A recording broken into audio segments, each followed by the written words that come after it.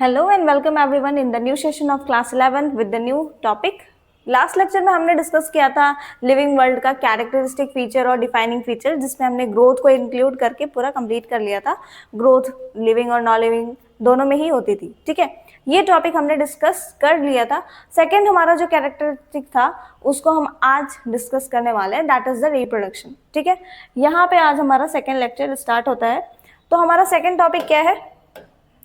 That is reproduction. ठीक है, reproduction के बारे में हम यहाँ पे डिस्कस करते हैं। तो reproduction like wise is a characteristics of living organism. अगर मैं रिप्रोडक्शन के बारे में बात करूँ कि ये डिफाइनिंग है या नॉन डिफाइनिंग, जिसे हम कैरेक्टरिस्टिक भी बोल सकते हैं, मतलब ये कैरेक्टरिस्टिक फीचर है या डिफाइनिंग फीचर, तो यहाँ पे हम इसका डिस्कस करते हैं कि रिप्रोडक्शन जो होता है वो एक कैरेक्टरिस्टिक फीचर होता है लिविंग ऑर्गेनिज्म का। कैरेक्टरिस्टिक फीचर मतलब ये डिफाइनिंग नहीं है, इसका मतलब कहीं ना कहीं ये नॉन लिविंग में भी हमको दिखने वाला है। ठीक है, कैसे वो देखते हैं। तो reproduction is a characteristic feature of living organism. In multicellular organism, reproduction refers to the production of new progeny possessing the features more or less similar to those of parent. वही है, यहाँ पे इस बात को किसको रिफर कर रहे हैं? This is referring to sexual reproduction.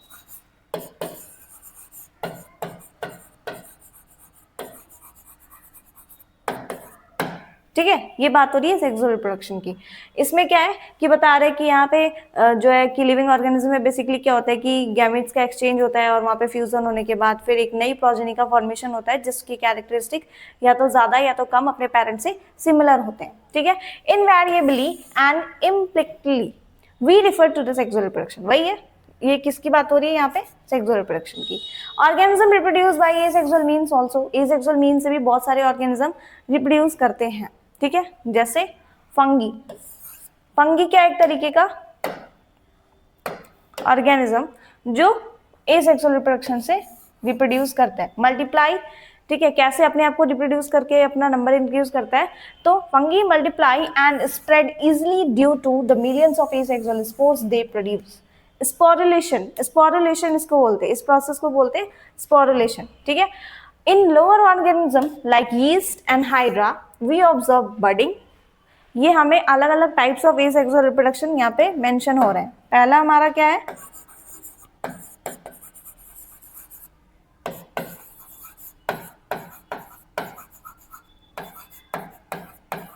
Asexual reproduction. इसमें कौन कौन सा हमारा टाइप इंक्लूड हो रहा है? पहला हमको बताया फंगी के बारे में कि वो अपने स्पोर्स की मदद से रिप्रोड्यूस करते हैं, तो उस प्रोसेस को हम क्या बोलते हैं? स्पोरुलेशन। स्पोरुलेशन।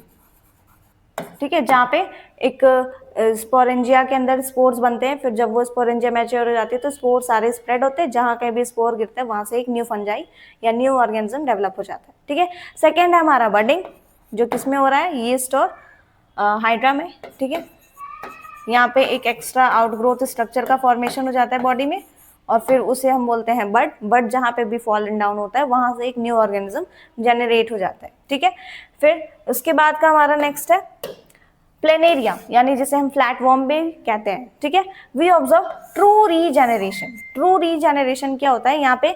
इसका मतलब ये है कि इस प्रोसेस में क्या होता है कि किसी इसकी बॉडी का कोई भी एक पार्ट पूरे पूरे ऑर्गेनिज्म को बना देता है। ठीक है, इसको बोलते हैं ट्रू रीजेनरेशन।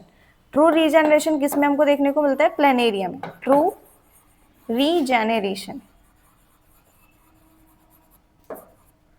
ठीक है, ये है हमारा नेक्स्ट टाइप। उसके बाद है फ्रैगमेंटेशन।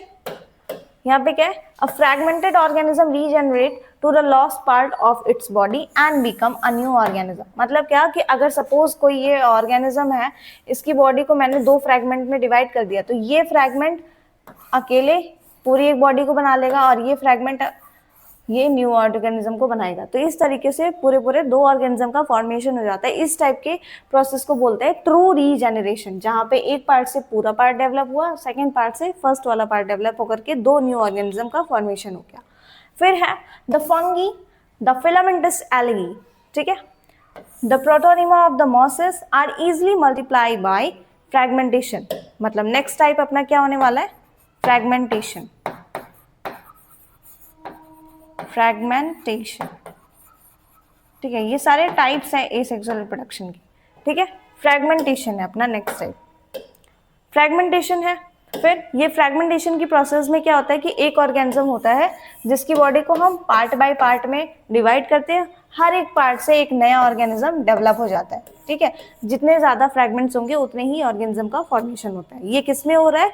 फंगी में होता है, ठीक है।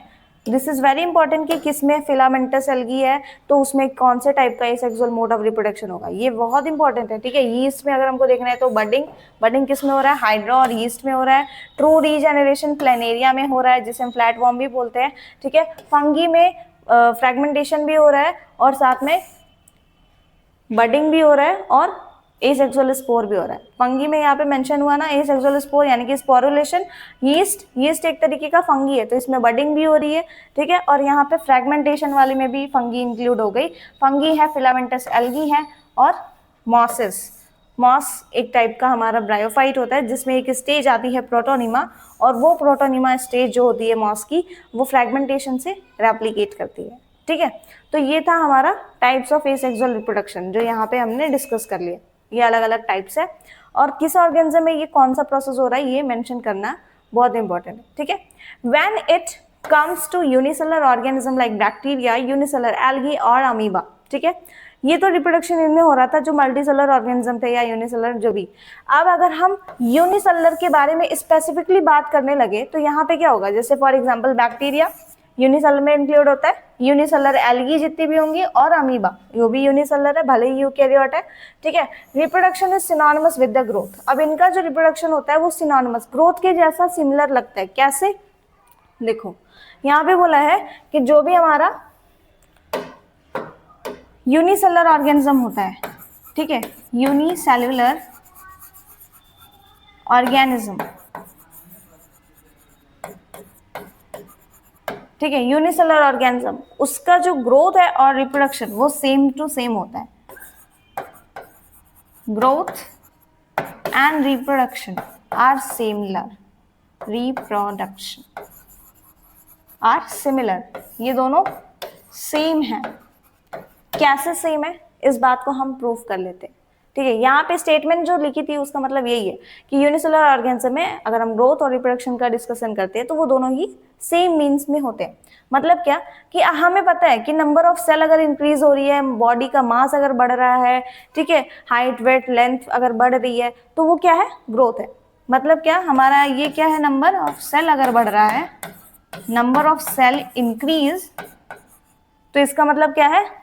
ग्रोथ, उस बॉडी में ग्रोथ हो रही है, ठीक है। और अगर हम रिप्रोडक्शन की बात करें, यूनिसेलुलर में कैसे होता है? बाइनरी फिजन होता है ना कि एक सेल ऐसे डिवाइड करती है mother cell, 2 new daughter cell का फॉर्मेशन करती है, फिर ये 2 न्यू डॉटर सेल से 2 अलग अलग न्यू डॉटर्स बनती हैं, ठीक है। तो इस तरीके से इनका जो प्रोसेस है वो कंटिन्यू चलता है, ठीक है। तो इस टाइप से ग्रोथ होती है यूनिसेलुलर में जिसको हम क्या बोलते हैं? बाइनरी फिजन, जिसको हम बोलते हैं बाइनरी फिजन, है ना, जहाँ पे एक मदर सेल डिवाइड होकर के 2 नए डॉटर सेल का फॉर्मेशन करती है। तो ये क्या हो रहा है? यहाँ से एक मदर सेल से 2 नए डॉटर सेल का फॉर्मेशन हुआ। यहाँ पे कितनी सेल थी? 1। अब यहाँ पे टोटल जो नई सेल बनी है यहाँ पे कितनी सेल है? 2। अब यहाँ पे जो अगली जनरेशन बनी हुई है जो इनसे डिवाइड करके बनी है वहाँ पे टोटल नंबर ऑफ सेल 4।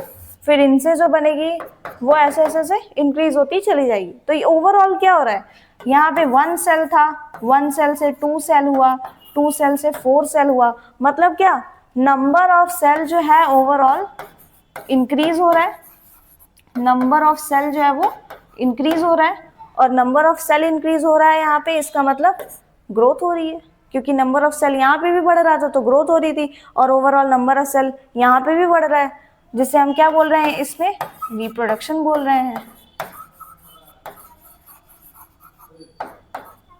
ठीक है। देखो नंबर ऑफ सेल यहाँ पे 1 था, 2, 4 ऐसे ऐसे कंटिन्यू करेंगे तो और भी सारे नंबर ऑफ सेल इंक्रीज होते चले जाएंगे, ठीक है। तो 1 सेल से 2 सेल हुआ, 2 से 4 सेल हुआ, ऐसे क्या हो रहा है? नंबर ऑफ सेल बढ़ रहा है, ठीक है, नंबर ऑफ सेल बढ़ रहा है। और नंबर ऑफ सेल बढ़ने का मतलब ही तो क्या था? ग्रोथ। नंबर ऑफ सेल बढ़ने का ही तो मतलब ग्रोथ था। It means growth and reproduction are similar. Growth and reproduction ये जो हमारे वो सेम टू सेम होते हैं in the context of unicellular. ठीक है, और ये स्टेटमेंट हमारी यही बोल रही है एनसीईआरटी की लाइन कि यूनिसेलुलर ऑर्गेनिज्म में ग्रोथ और जो रिप्रोडक्शन होता है वो सेम टू सेम होता है। ठीक है, इस बात को हमने प्रूव कर लिया। कैसे? अगर नंबर ऑफ सेल बढ़ रही है तो इसका मतलब ग्रोथ है। और यहाँ पे बाइनरी फिजन से जब भी मल्टीसेलुलर और यूनिसेलुलर ऑर्गेनिज्म रिप्रोड्यूस करते हैं तो बाइनरी फिजन से करते हैं। बाइनरी फिजन कैसे होता है? एक सेल से दो सेल, दो सेल से चार सेल, ऐसे ऐसे कंटिन्यू रहता है। यहाँ पे ओवरऑल क्या हुआ? नंबर ऑफ सेल बढ़ रहा है। नंबर ऑफ सेल बढ़ने का ही मतलब तो ग्रोथ था। ग्रोथ और रिप्रोडक्शन इट मीन्स सिमिलर। ठीक है, इस बात को हमने प्रूफ कर दिया। और एनसीईआरटी की लाइन भी यही कहना चाह रही है कि यूनिसेलुलर में ग्रोथ और रिप्रोडक्शन सेम टू सेम होता है। कैसे? ऐसे। ठीक है, तो ये था हमारे एनसीईआरटी का लाइन का discussion. Increase in number of cell अगर हो रहा है तो वो नंबर ऑफ सेल अगर बढ़ रहा है तो वही ग्रोथ भी है, वही रिप्रोडक्शन भी है, अगर यूनिसेलुलर के बारे में बात कर रहे हैं। ठीक है, we have already defined as the equivalent to increase in the number of cell और मास। वही बात कि अगर ग्रोथ हो रही है तो उसका मतलब क्या? नंबर ऑफ सेल बढ़ जाए या नंबर ऑफ मास बढ़ जाए तो उसको क्या बोलेंगे? ग्रोथ। और अगर नंबर ऑफ सेल बढ़ रहा है तो उसी को क्या बोल रहे हैं? रिप्रोडक्शन। तो इसका मतलब दोनों ही पर्पस, दोनों ही मेथड यहाँ पे सेम टू सेम आते हैं। कहाँ पे? यूनिसेलुलर में। ठीक है, यूनिसेलुलर ऑर्गेनिज्म में रिप्रोडक्शन और ग्रोथ जो है वो इक्विवेलेंट होते हैं, इक्विवेलेंट। ठीक है, फिर hence we notice that in single celled organism we are not very clear about using these two term growth and reproduction। अगर मैं यूनिसेलुलर ऑर्गेनिज्म के बारे में अब बोलूं कि ग्रोथ हो रही है, अगर मैं ऐसे बोल दूं कि नंबर ऑफ सेल इंक्रीज हो रहा है, अब ये बताओ ग्रोथ हो रही है या रिप्रोडक्शन हो रहा है? तो इस बारे में हम क्लैरिफाई नहीं है, हमें क्लियर नहीं है इस बात का कि यहाँ पे ग्रोथ हो रही है एक्चुअल में या रिप्रोडक्शन, क्योंकि दोनों सेम टू सेम होते हैं, नंबर ऑफ सेल दोनों में ही इंक्रीज होता है। ठीक है, further there are many organisms which do not reproduce just like mules, sterile worker bees, infertile human couples etc। ठीक है, अब मैं यहाँ पे ये बोल रही हूँ कि एनसीईआरटी की लाइन बोल रही है कि अगर हम बोलते हैं कि जो रिप्रोडक्शन है वो एक डिफाइनिंग फीचर है, तो डिफाइनिंग फीचर नहीं है। किन किन बातों से प्रूव होता है? पहला बात तो ये कि रिप्रोडक्शन हमको यूनिसेलुलर ऑर्गेनिज्म में भी देखने को मिल रहा है जहाँ पे ग्रोथ की जैसा सिमिलर है। ठीक है, मतलब क्या कि बहुत सारे लिविंग ऑर्गेनिज्म ऐसे भी हैं जो रिप्रोड्यूस नहीं कर सकते, जैसे म्यूल्स, स्टेराइल वर्कर बीज एंड इनफर्टाइल ह्यूमन कपल्स। तो ये सब क्या है?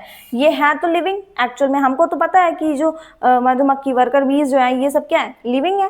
ठीक है, म्यूल्स जो क्या है वो लिविंग है, लेकिन वो रिप्रोड्यूस नहीं कर सकता। तो क्या इसका मतलब हम उसको नॉन लिविंग कंसिडर कर सकते हैं? नहीं। जो रिप्रोड्यूस नहीं कर पा रहे वो लिविंग होने के बाद भी रिप्रोड्यूस नहीं कर पा रहे, तो इसका मतलब वो नॉन लिविंग नहीं है, वो लिविंग ही है। बस ये एक डिफाइनिंग फीचर नहीं है। इस बात से ये प्रूफ होता है कि रिप्रोडक्शन एक डिफाइनिंग फीचर नहीं है, ये एक कैरेक्टरिस्टिक फीचर है, जैसे कि ग्रोथ था। ठीक है, hence reproduction is also can not be an inclusive defining property of all organism. ठीक है, इसलिए हम ये बिल्कुल भी नहीं कह सकते कि जो रिप्रोडक्शन है वो एक डिफाइनिंग प्रॉपर्टी है। नहीं, रिप्रोडक्शन जो वो डिफाइनिंग प्रॉपर्टी नहीं है। कैसे नहीं है? ये हमने देख लिया कि यहाँ पे बहुत सारे ऐसे भी लिविंग ऑर्गेनिज्म हैं जो रिप्रोड्यूस ही नहीं कर सकते, तो इसका मतलब वो नॉन लिविंग तो नहीं हुए, जैसे कि ये है ना। फिर of course no non living organism is capable to reproduce और एप्लीकेट बाई इटसेल्फ। और ऐसा कोई भी ऑर्गेनिज्म नहीं है जो अपने खुद से, जो नॉन लिविंग होते हुए भी खुद से रिप्रोड्यूस कर सके। मतलब क्या कि हमको ये जानना था कि ये डिफाइनिंग फीचर है या कैरेक्टरिस्टिक फीचर, तो हमने ये देखा कि बहुत सारे ऐसे लिविंग ऑर्गेनिज्म हैं जो रिप्रोड्यूस नहीं कर पा रहे। ठीक है, तो क्या इसका मतलब ये ऑर्गेनिज्म लिविंग नहीं है? ये तो है एक्चुअल में लिविंग ही, उसके बाद भी रिप्रोड्यूस नहीं कर सकते। इसका मतलब क्या कि जो रिप्रोडक्शन है वो एक डिफाइनिंग फीचर नहीं है, वो केवल एक कैरेक्टरिस्टिक फीचर बन के रह गया। ठीक है, तो जैसे ग्रोथ डिफाइनिंग फीचर नहीं था, लिविंग में भी हो रहा था, नॉन लिविंग में भी हो रहा था, वैसे ही रिप्रोडक्शन हमको दिखा जो कुछ लिविंग ऑर्गेनिज्म में नहीं हो रहा है और कुछ लिविंग ऑर्गेनिज्म में अवेलेबल है। ठीक है, तो इसकी वजह से जो रिप्रोडक्शन वाली कैरेक्टरिस्टिक है वो भी एक कैरेक्टरिस्टिक फीचर ही रह गई, वो defining feature of living organism नहीं है। ठीक है, तो विद दिस हमारा ये जो रिप्रोडक्शन वाला कैरेक्टर था हमने इसको भी डिस्कस कर लिया। नेक्स्ट हमारा जो कैरेक्टर होने वाला है वो है metabolism.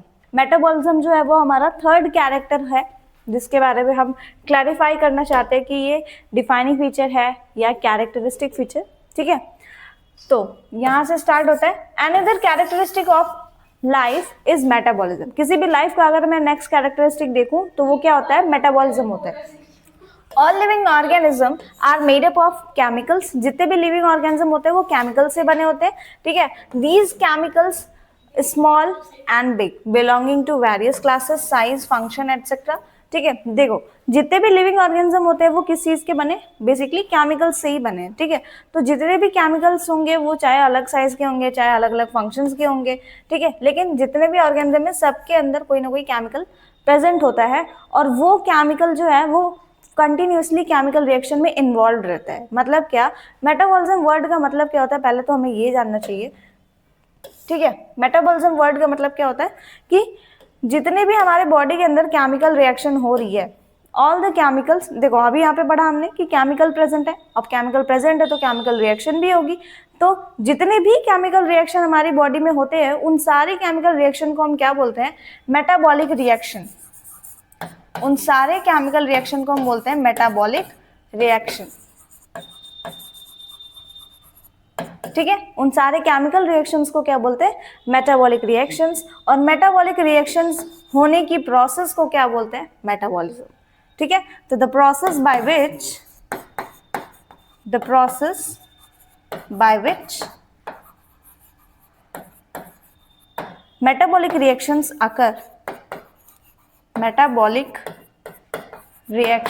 occur is called metabolism.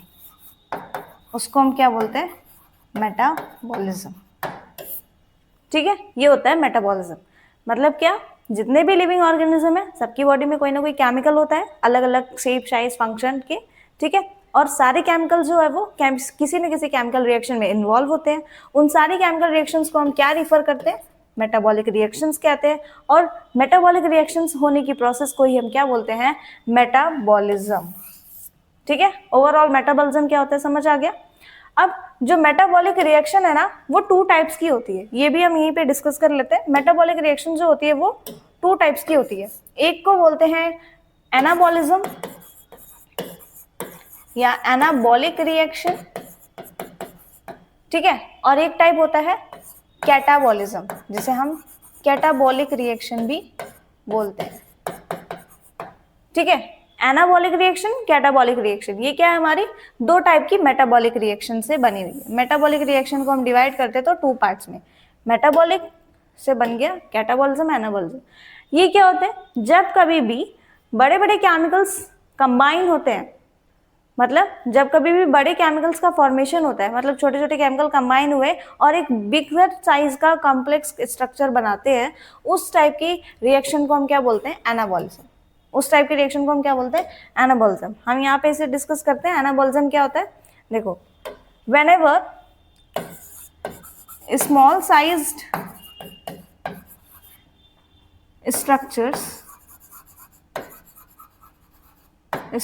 structure or chemicals combine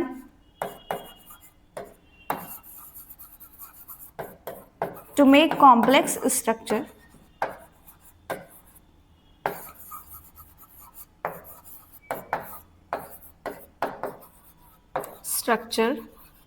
इस टाइप की केमिकल रिएक्शन को हम क्या बोलते हैं, जब कभी भी छोटे छोटे केमिकल कंपाउंड कंबाइन होकर के एक कॉम्प्लेक्स स्ट्रक्चर का फॉर्मेशन करते हैं, इस प्रोसेस को हम क्या बोलते हैं, एनाबॉलिक रिएक्शन।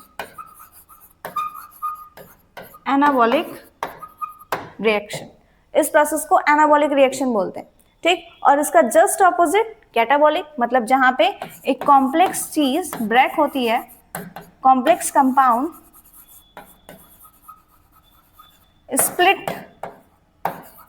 splits into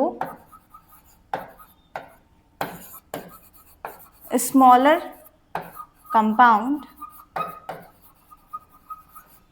इस प्रोसेस को हम क्या बोलते हैं कि जहां पे कॉम्प्लेक्स स्ट्रक्चर ब्रेक होता है स्मॉलर पार्टिकल्स में, उसको बोलते हैं कैटाबॉलिक रिएक्शन। कैटाबॉलिक रिएक्शन, ठीक है। कैटाबॉलिक रिएक्शन, एनाबॉलिक रिएक्शन क्या होती है, जब कभी भी स्मॉलर पार्टिकल्स आपस में कंबाइन होते हैं, स्मॉल स्मॉल स्ट्रक्चर्स कंबाइन होकर के एक कॉम्प्लेक्स स्ट्रक्चर बनाते हैं, तो एनाबॉलिक रिएक्शन। एक कॉम्प्लेक्स स्ट्रक्चर ब्रेक होकर के स्मॉल स्मॉल पार्टिकल्स का फॉर्मेशन करता है, तो इसको कैटाबॉलिक रिएक्शन। ठीक है, और ये दोनों कहाँ से डेराइव हुए? मेटाबॉलिक रिएक्शन से। ये दोनों आ गए मेटाबॉलिक रिएक्शन से, मेटाबॉलिक रिएक्शन। ठीक है, और मेटाबॉलिक रिएक्शन कहाँ से आया? उन सारे केमिकल रिएक्शंस को मिला करके मेटाबॉलिक रिएक्शन बोलते हैं, जो किसी भी लिविंग ऑर्गेनिज्म की बॉडी में होते रहते हैं। ठीक है, तो ओवरऑल क्या कि जो केमिकल लिविंग ऑर्गेनिज्म की बॉडी में प्रेजेंट है वो केमिकल रिएक्शन में पार्टिसिपेट करते हैं, वो होते हैं हमारे मेटाबॉलिक रिएक्शन। वहां से बन गए कैटाबॉलिज्म, एनाबॉलिज्म, और उन सारी प्रोसीजर को हम क्या बोलते हैं? मेटाबॉलिज्म। ठीक है, ये होता है हमारा मेटाबॉलिज्म। तो यहाँ पे हमारे स्टेटमेंट भी बोलती है कि जो अलग अलग केमिकल्स हैं वो कॉन्स्टेंटली बीइंग मेड, नए नए केमिकल्स बनते रहते हैं और नए नए केमिकल्स का फॉर्मेशन होता रहता है, मतलब कंटिन्यूसली उनका चेंज होता रहता है कि वो कॉम्प्लेक्स सिंपल स्ट्रक्चर में फॉर्म होंगे, सिंपल टू कॉम्प्लेक्स में बनेंगे। ठीक है, these conversions are chemical reaction और मेटाबॉलिक रिएक्शन, सेम थिंग। वही जो नए नए कॉम्प्लेक्स स्ट्रक्चर फॉर्मेशन हो रहा है, या तो कैटाबॉलिक रिएक्शन हो रही है या तो एनाबॉलिक रिएक्शन, उनको हम क्या बोलते हैं? Metabolic reaction. ठीक है, और या फिर केमिकल रिएक्शन सिंपली बोलते हैं, लेकिन मेटाबॉलिक रिएक्शन ज़्यादा एक्यूरेट होता है। ठीक है, मेटाबॉलिक रिएक्शन।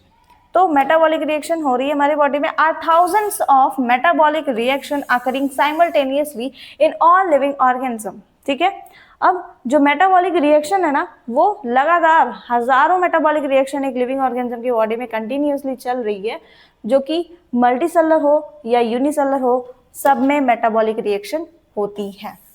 ठीक है, मल्टीसेलर और यूनिसेलर दोनों में ही मेटाबॉलिक रिएक्शन होती है। अभी देखो, अगर all plants, animals, fungi and microbes exhibit metabolism, जितने भी लिविंग ऑर्गेनिज्म है, चाहे वो प्लांट हो, चाहे वो एनिमल हो, चाहे वो फंगी हो, अमीबा हो, बैक्टीरिया हो, कोई भी हो, यूनिसेलर, मल्टीसेलर, एनीबॉडी, ठीक है, उनमें मेटाबॉलिज्म एग्जिबिट होता है। कैसे?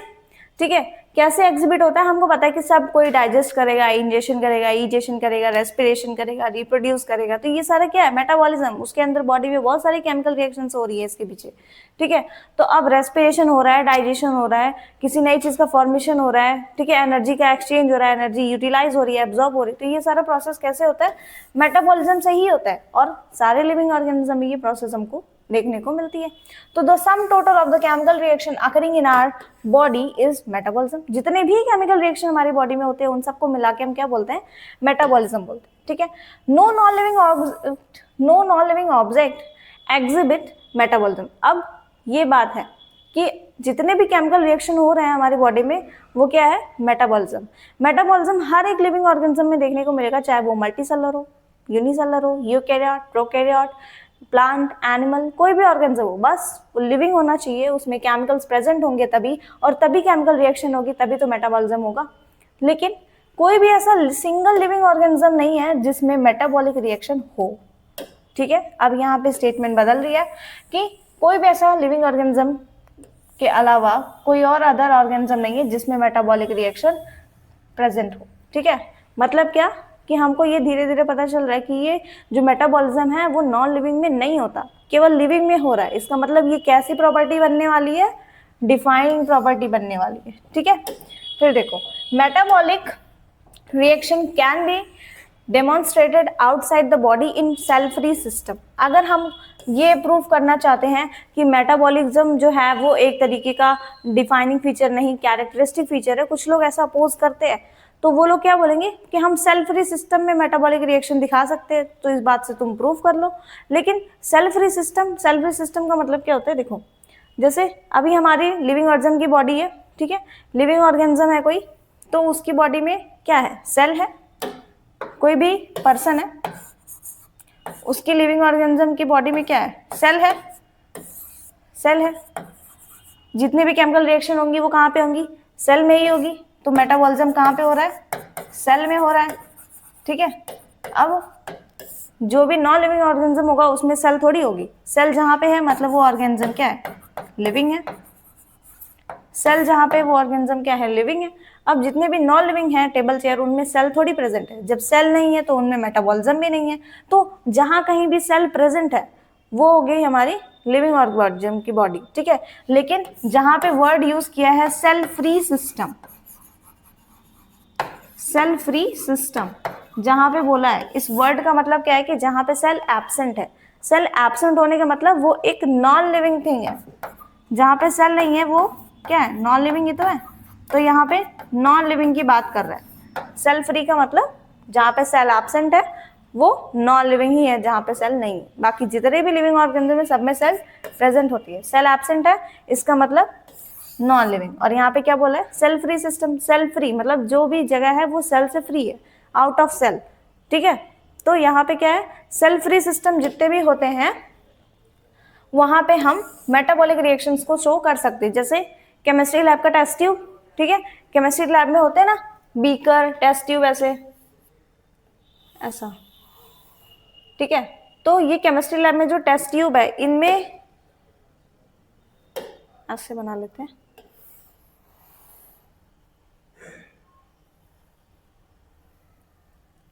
ठीक है। केमिस्ट्री लैब का जो भी टेस्ट ट्यूब वगैरह है वहां पे हम देखते हैं कि हम केमिकल रिएक्शंस को कैरी करते हैं, है ना। जितने भी हमारे केमिकल रिएक्शन होते हैं केमिस्ट्री लैब में वो टेस्ट ट्यूब या बीकर इन्हीं सब में तो होते हैं।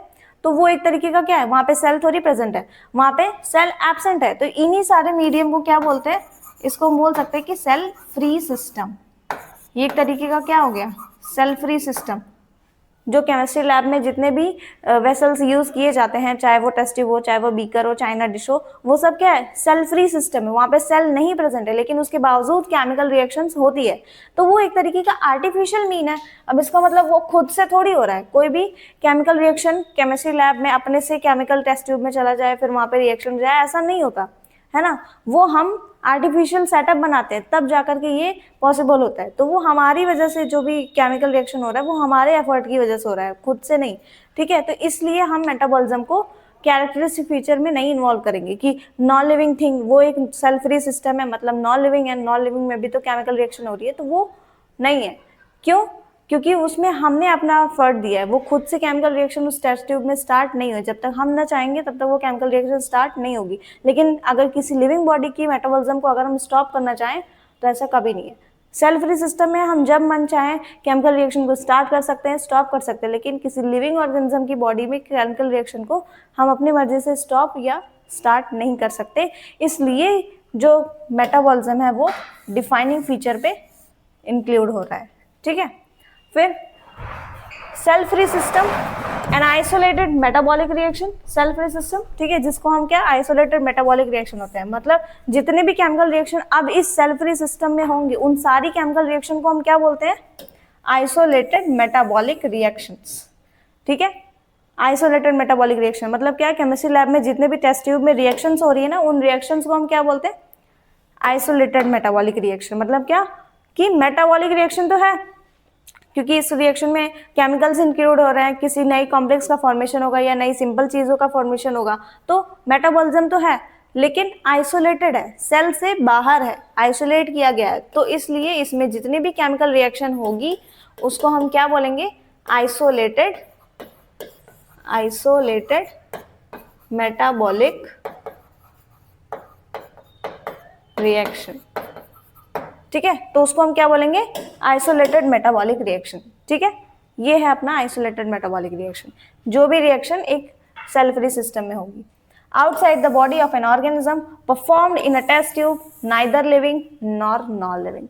अब ये जो केमिकल रिएक्शन हो रही है, अगर इस केमिकल रिएक्शन के बारे में पूछा जाए कि ये जो केमिकल रिएक्शन है ये लिविंग है या नॉन लिविंग है, मतलब जैसे हमारे लिविंग ऑर्गेनिज्म की बॉडी में जितने भी केमिकल रिएक्शन हो रहे हैं तो हाँ वो तो सारे लिविंग ऑर्गेनिज्म की बॉडी में है, वो पता चल रहा है कि लिविंग है। लेकिन जिसमें ये मेटाबॉलिक रिएक्शन हो रहा है, आइसोलेटेड मेटाबॉलिक रिएक्शन है, क्या ये वेसल लिविंग है या नॉन लिविंग है, इसको अगर हम क्लैरिफाई करना चाहें तो जैसे अभी क्या है कि ये एक है वेसल, टेस्ट ट्यूब है, ठीक है।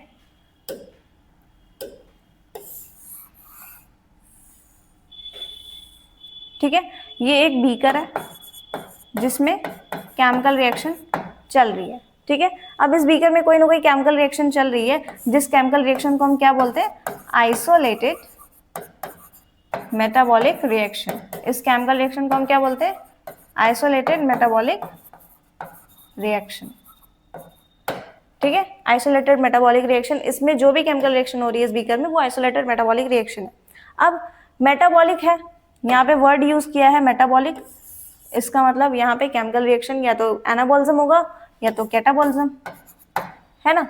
अब मेटाबॉलिज्म जहाँ पे भी मतलब मेटाबॉलिक रिएक्शन हो रही है इसका मतलब क्या है, ये एक तरीके से मेटाबॉलिज्म को रिफर कर रहा है, ये रिफर कर रहा है मेटाबॉलिज्म को, जहाँ कहीं भी मेटाबॉलिक रिएक्शन होगी वो मेटाबॉलिज्म हो रहा है। मेटाबॉलिज्म होता था लिविंग ऑर्गेनिज्म में, ठीक है, जिस भी बॉडी में सेल है उसमें अगर मेटाबॉलिक रिएक्शन हो रही है तो उस बॉडी को हम बोलते थे लिविंग। अब यहाँ पे ये कैसा मीडियम है, सेल फ्री, ये सेल फ्री सिस्टम है, ठीक है। उसके बाद भी यहाँ पे किसी तरीके से केमिकल रिएक्शंस कैरी होने लगा, ठीक, ये है सेल फ्री सिस्टम। उसके बाद भी यहाँ पे केमिकल रिएक्शन जो वो कैरी होने लगा, केमिकल रिएक्शन हो रहा है और उस केमिकल रिएक्शन को हम क्या बोल रहे हैं, आइसोलेटेड मेटाबॉलिक रिएक्शन। तो क्या इस वेसल को या इस बीकर को हम लिविंग बोल सकते हैं, क्योंकि जहाँ पे मेटाबॉलिज्म हो रहा था, एक पर्सन है उसकी बॉडी में अगर मेटाबॉलिज्म चल रहा है तो हम इस पर्सन को क्या बोलते हैं कि ये पर्सन लिविंग है। अब मेटाबॉलिज्म तो यहाँ पे भी हो रहा है, इसका मतलब ये बीकर क्या है, लिविंग है? नहीं। अब यहाँ पे ये कंफ्यूजन होता है कि इसको हम लिविंग कंसिडर कर सकते हैं, क्यों? क्योंकि यहाँ पे मेटाबॉलिज्म हो रहा है, मेटाबॉलिज्म होने की वजह से हम इसको लिविंग कह सकते हैं,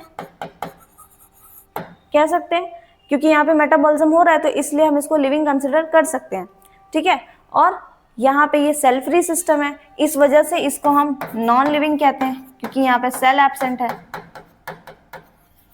तो साइंटिस्ट ने ये कंफ्यूजन क्लियर किया ये कहते हुए कि ये जो बीकर है ये ना तो लिविंग है ना तो नॉन लिविंग। मतलब ओवरऑल यहाँ पे ये कंफ्यूजन हो रही थी कि मान लो हमने मान लिया कि जहाँ पे भी मेटाबॉलिज्म हो रहा है या मेटाबॉलिक रिएक्शंस हो रही है वो बॉडी को हम लिविंग कंसिडर करते हैं। मेटाबॉलिज्म तो इस बीकर में भी हो रहा है, तो क्या इसको हम लिविंग बोलेंगे? तो कुछ लोग कहते हैं कि यस हम लिविंग बोलेंगे, लेकिन फिर बात आती है कि ये तो सेल फ्री सिस्टम है, जहाँ पे सेल एब्सेंट होती है उसको तो हम नॉन लिविंग बोलते हैं, तो इसका मतलब ये क्या है, नॉन लिविंग है। तो फिर लोग कहते हैं कि हाँ ये तो नॉन लिविंग है। तो ओवरऑल फिर ये कंफ्यूजन हो गया कि एक्चुअल में ये बीकर लिविंग है या नॉन लिविंग है, ठीक है। तो बाद में ये कंफर्म हो गया कि ये जो बीकर है ये नाइदर लिविंग है, नाइदर लिविंग और नॉन लिविंग। ओवरऑल ये क्लियर हुआ इसके बारे में कि इसको मेटाबॉलिक रिएक्शन हो रही है इस वजह से हम लिविंग कह सकते हैं, ये सेल फ्री सिस्टम इस वजह से नॉन लिविंग कह सकते हैं। ओवरऑल ये लिविंग है या नॉन लिविंग, तो ये ना ही लिविंग है और ना ही नॉन लिविंग है, ठीक है। अगर हम इसको लिविंग बोल देंगे तब बात आएगी कि अरे सेल फ्री है तो कैसे लिविंग बोल दिया। अगर हम इसको नॉन लिविंग कह देंगे तब बात आएगी कि अरे इसमें मेटाबॉलिक रिएक्शन हो रहा है तो ये कैसे लिविंग नहीं है, ठीक है। तो इस तरीके से इस बीकर को हम ओवरऑल क्या बोल देते हैं, नाइदर लिविंग, ना तो ये लिविंग है ना तो ये नॉन लिविंग है, ठीक है।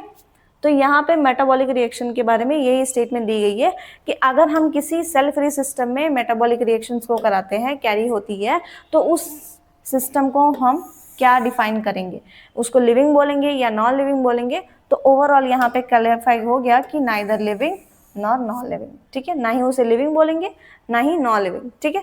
जहाँ कहीं भी आइसोलेटेड मेटाबॉलिक रिएक्शन होगी वो लिविंग भी नहीं है, वो नॉन लिविंग भी नहीं है। Hence while metabolism is the defining feature of living organism. और इस बात से ये प्रूफ हो गया कि ओवरऑल मेटाबॉलिक रिएक्शन किसी भी नॉन लिविंग ऑर्गेनिज्म में नहीं पाई जाती है, इसलिए ये defining feature of all living organism बनता है, ठीक है।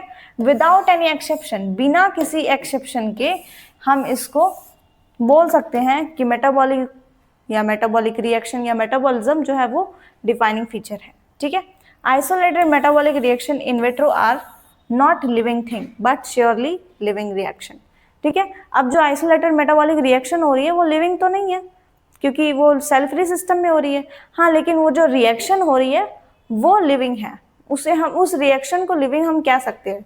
श्योरली रिएक्शन जो है वो लिविंग है, वेसल जो है वो नॉन लिविंग है। ओवरऑल अगर हम देखें तो वो लिविंग भी नहीं है वेसल, नॉन लिविंग भी नहीं है, ठीक है। Hence, cellular organization of the body is defining feature of life form. ठीक है, तो अब क्या ओवरऑल ये बोल दिया गया कि जहां कहीं पे भी सेल प्रेजेंट होगी उस बॉडी को हम क्या बोलेंगे, लिविंग बोलेंगे। ठीक, क्यों? जहां पे भी सेल होगी वहां पे केमिकल रिएक्शन होगा, केमिकल रिएक्शन होगा तो मेटाबॉलिक रिएक्शन, और मेटाबॉलिक रिएक्शन से ही मेटाबॉलिज्म। तो ओवरऑल हमने इस बात को प्रूफ कर लिया कि जितने भी मेटाबॉलिज्म होते हैं, जहां कहीं पे भी मेटाबॉलिज्म होगा वो ट्रूली लिविंग ऑर्गेनिज्म होगा। नॉन लिविंग ऑर्गेनिज्म में 101% वी श्योरली से कि नॉन लिविंग ऑर्गेनिज्म में मेटाबॉलिक रिएक्शंस एब्सेंट होते हैं। ठीक है, तो जितने भी मेटाबॉलिक रिएक्शन होंगे वो केवल लिविंग ऑर्गेनिज्म में होंगे। ठीक, कभी भी नॉन लिविंग ऑर्गेनिज्म में मेटाबॉलिक रिएक्शंस नहीं होते हैं।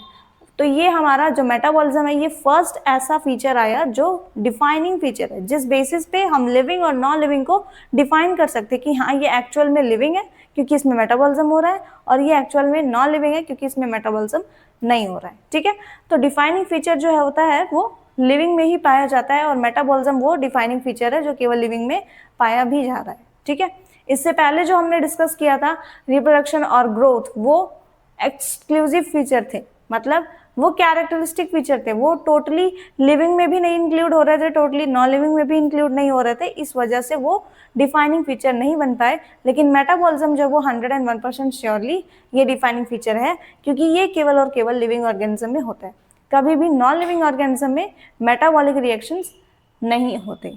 ठीक है, तो इस तरीके से हमारा ये लेक्चर जो होता है वो एंड होता है। बाकी जो नेक्स्ट टॉपिक है अपना कॉन्शियसनेस, ये हम अपने नेक्स्ट लेक्चर में डिस्कस करेंगे। तब तक के लिए you have any doubt you can ask in the comment section. Thank you very much.